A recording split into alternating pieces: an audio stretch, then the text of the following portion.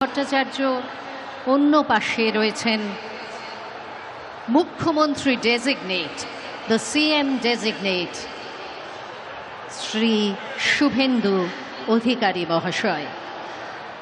আস্তে আস্তে তারা এগিয়ে আসছেন এবং আজকে আমাদের মধ্যে এসে পৌঁছলেই আমরা আর বিন্দুমাত্র কাল বিলম্ব না করে शुरू করে দেব আজকের এই অনুষ্ঠান।